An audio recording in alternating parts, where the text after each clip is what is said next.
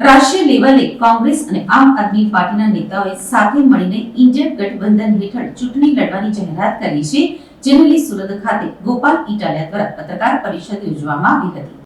India ગઠબંધનને લઈ ભરૂચ અને ભાવનગર લોકસભા બેઠક ઉપર આમ આદમી પાર્ટીના ઉમેદવારને સંયુક્ત ઉમેદવાર તરીકે સ્થાન મળ્યું છે। ગોપાલ ઇટાલિયાએ કહ્યું, આ માટે હું કોંગ્રેસના નેતા અને પદાધિકારીઓનો આભાર માનું છું અને હવે અમે સાથે મળીને ગુજરાતમાંથી તાનાશાહને ભગાડવાનો વારો આવી રહ્યો છે। ભરૂચમાંથી ભાજપને હરાવીએ અને એક નવા પ્રકારનો મેસેજ મળે તેવો મને વિશ્વાસ છે, તેવું પણ તેમણે જણાવ્યું હતું।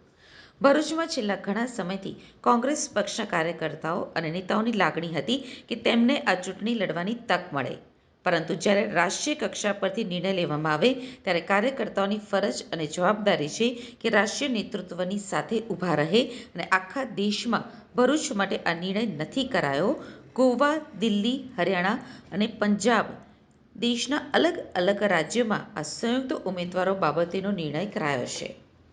મને વિશ્વાસ છે કે આ ચૂંટણીમાં કોંગ્રેસ અને આપના કાર્યકર્તાઓ દેશમાં લોકશાહી બચાવવા માટે અને તાનાશાહોને ભગાડવા માટે ખભે ખભો મેળવીને કામ કરશે અને ભાજપને ગુજરાતમાંથી જ હરાવવાની કામગીરી કરશે તેવી ઈચ્છા પણ વ્યક્ત કરવામાં આવી હતી। ચંદીગઢ જેવા નાના શહેરની મેયરની ચૂંટણીમાં કેમેરાની સામે લાઈવમાં ચોરી કરનારા વોટ ચોર પાર્ટીને હરાવવા માટે ઈડી અને સીબીઆઈનો દુરુપયોગ કરી અને આખા દેશની અંદર વિપક્ષોને તોડવા માટે તાનાશાહી કરી રહેલા ભાજપને હરાવવા માટે, દેશમાં લોકશાહી બચાવવા માટે અને સંવૈધાનિક સંસ્થાઓની સ્વતંત્રતા બચાવવા માટે કોંગ્રેસ પક્ષના નેતાઓ અને આમ આદમી પક્ષના નેતાઓએ ઇન્ડિયા ગઠબંધનના બેનર નીચે સંયુક્ત રીતે લોકસભાની ચૂંટણી લડવાનો જે નિર્ણય કર્યો છે એ નિર્ણય ખૂબ સ્વાગત યોગ્ય છે। બંને પક્ષના નેતાઓએ ખૂબ મોટું મન રાખીને ખૂબ વિશાળ વિચારો સાથે આ નિર્ણય લીધો છે।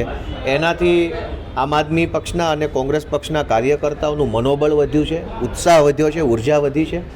આ નિર્ણયથી ગુજરાતથી જ ભાજપની હારવાની શરૂઆત થશે અને ગુજરાતથી જ ભાજપની લોકસભાની સીટો ઓછી થવાની શરૂઆત થશે એવો મને પૂરો હવે વિશ્વાસ છે।